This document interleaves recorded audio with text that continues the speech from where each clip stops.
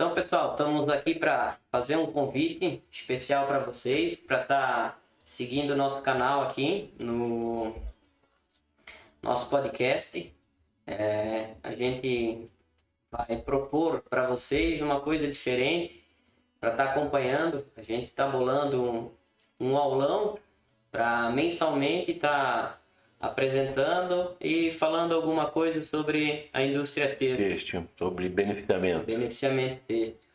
Isso, comentar a gente vai começar com alguns temas aí que eu tenho, né, sobre tingimento de corante reativo, tingimento de...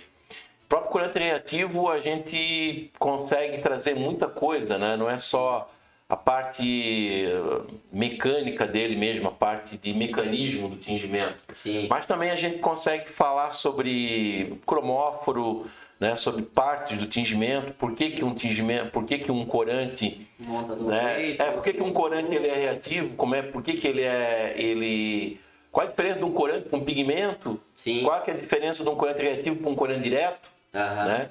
E isso a gente pode mostrar numa estrutura, nas estruturas, porque a gente não consegue ver, né?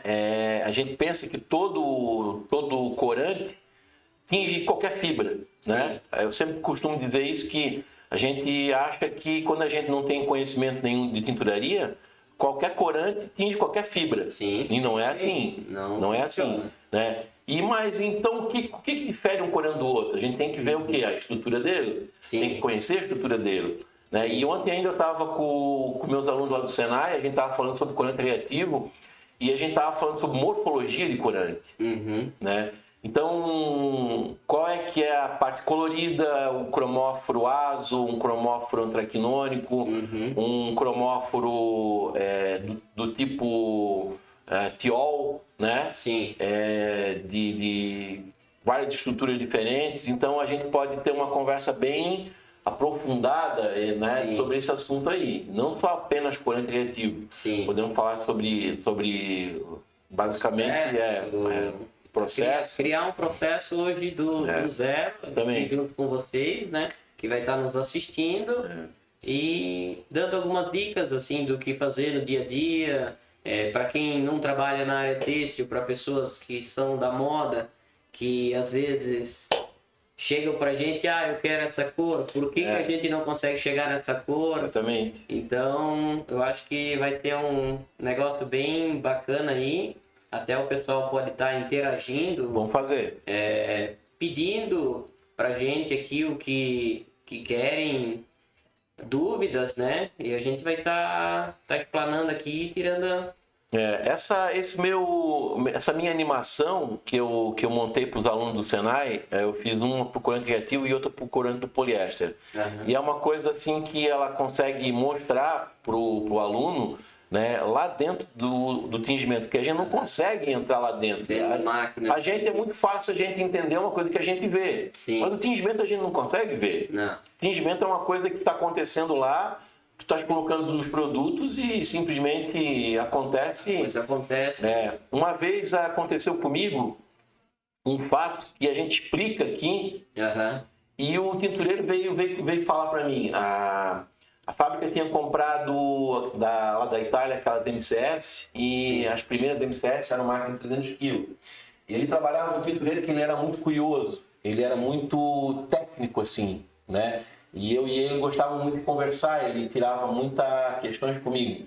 Aí, o mecanismo de tingimento com corante reativo, ele tem digamos assim, um resultado ácido.